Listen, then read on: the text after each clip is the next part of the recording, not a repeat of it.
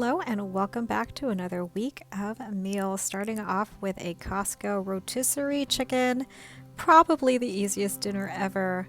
Bought this big boy from Costco earlier that day. Served it with some roasted asparagus, seasoned with salt and pepper, tossed in olive oil. And there you go, slice of a little wedge of lime there for the asparagus. Very easy dinner and very delicious. Monday night, decided to mix it up and try something a little different. I bought the Tikka masala sauce from Costco, and right now I'm just prepping the chicken. I'm using chicken thighs here, just sauteing that a bit, adding the jarred sauce, which makes it super easy. And this is part one of our dinner. I decided I wanted to make a Palak Paneer, which is kind of the Indian sort of creamed spinach, if you will, from scratch. So this portion I decided to just make it semi-homemade with a jarred sauce. Now on to the Palak Paneer. I purchased the paneer from a local Indian market, and so I'm just prepping that. This cheese is very, I guess, it's bland by nature. It doesn't have flavor really. It just picks up the flavors of the sauces that that the cheese is put into. So right here I'm just chopping them up into cubes and setting that aside, and then I'm gonna go on to dicing up some more veggies. So this is again also for the Palak Paneer. I'm going to dice one large onion super fine. And the recipe for the Palak Paneer will be linked below in the description box. So if you want to go ahead and make this, please do check out that link. This was actually very, very, very tasty. And Colin even said that it tasted just like the restaurant. And this is his favorite. So.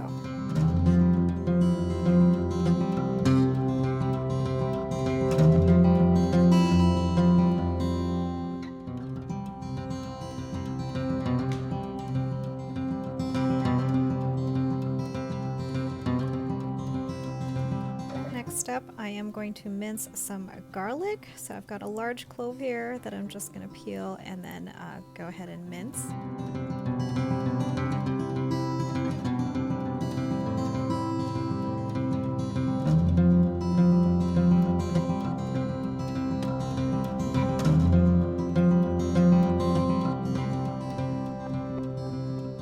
Lastly, for the Palak Paneer, I am going to prep some tomatoes. These are going to get blitzed up in the Ninja, or if you have a blender, you can use a blender. I just have some Roma tomatoes here that I am just kind of chunking up to make it a little bit easier before I stick in the blender.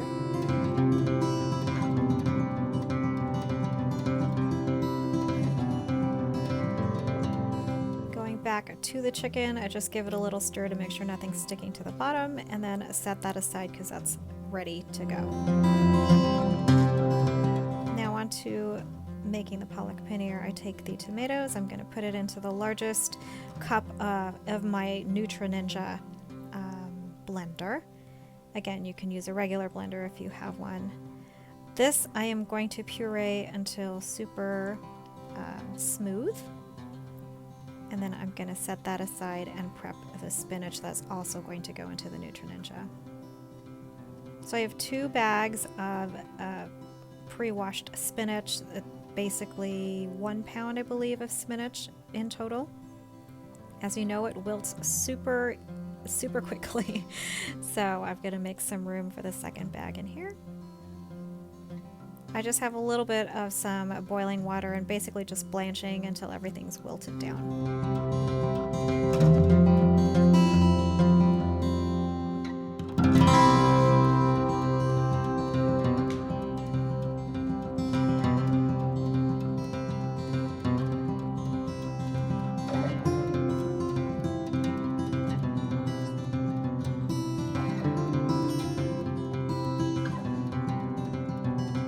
Everything is wilted down, just give it a nice little toss again just to make everything to make sure everything is cooked and wilted.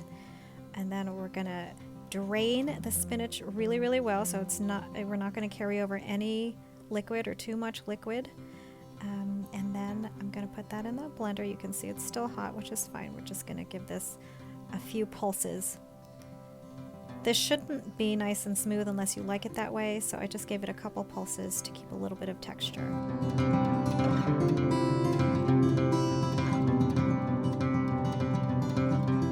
And I tried to show you here how smoothly I made the spinach, but it's kind of dark so you can't really see. You'll have a better idea when I take it to the stove.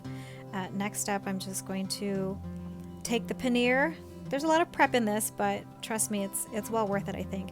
If you've never fried paneer before, just be careful because the cheese has a tendency to, I don't know what you call it, maybe sputter and kind of squeak.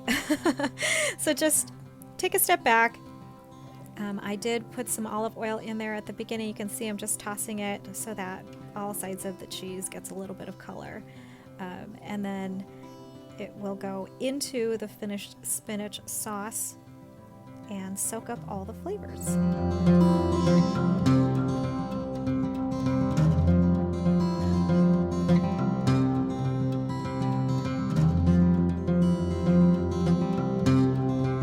If you don't have paneer, you can use tofu. I have seen recipes, so in case paneer is difficult to get, you can use some firm tofu.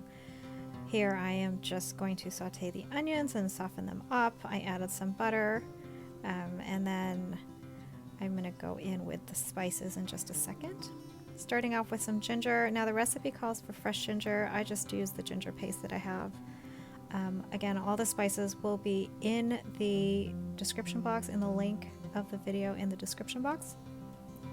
And there's some turmeric, there's some cumin, there's salt and pepper, there's some cayenne, a whole bunch of things, so check out the recipe below. I'm going to heat the spices here because it really brings out the flavor. So I think a recipe said about 10-15 minutes or so, so you're going to warm up the spices just to bring the flavors together. Now I'm going to add the spinach / tomato puree. Give that a little stir again to mix up all the flavors and all those delicious spices, adding a bit of water to thin it out a bit. Season with some salt and taste as you go. Always, always taste as you go, and then adjust as needed.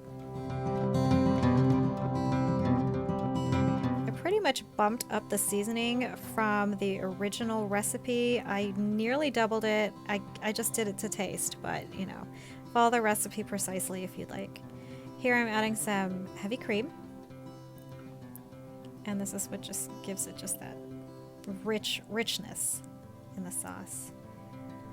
Transferring to a larger pot because I realized I did not have enough room once I added the cheese, which is what I'm doing here.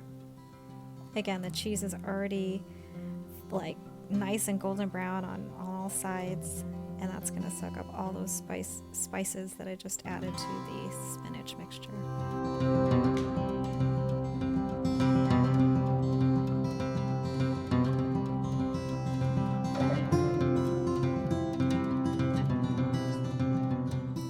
Keep stirring until the cheese is warmed through, and that's basically it, ready to serve. Of course, I have to give it one more taste just to make sure. And here's the finished dinner. We've got the chicken tikka masala, the homemade palak paneer, and then I purchased a pack of frozen naan bread from the Indian store as well. And there's our delicious, delicious dinner. It was really, really good, guys. So definitely give that palak paneer recipe a try. Next up, the cutest Halloween-themed dinner idea, and so easy. They're basically stuffed peppers with a jack-o'-lantern kind of theme. I have served with rice on the side. If your stuffed bell pepper recipe calls to add rice into the mixture, into the filling, go for it. Just use your favorite recipe. But there you go, the easiest. I will link my video for the Cook With Me tutorial on this particular recipe. And this particular night we had what was supposed to be kind of like taco shells, but it got super late and I didn't realize I didn't have enough oil to deep fry. So basically just stuck it in the air fryer and then ended with this dessert. If you guys have never had a grilled PB&J, do it. It's so good. That was our dessert for the evening. Lastly, we ended up going to my mom's at the end of the week, and she had prepared this Filipino kind of soup, stew kind of thing. It's, we call it sinigang. It has a tamarind sauce, which is kind of like a sour kind of flavor to it, and just any kind of mixed veggies. It's very simple. She used beef short ribs, and it was so tender, just like fall off the bone. So good. So good. I had 2 bowls. But that was our week. Hope you guys enjoyed our meals. If you have any questions, just comment down below. I hope you guys enjoyed the video. Thank you so much for watching, and I'll see you in the next one.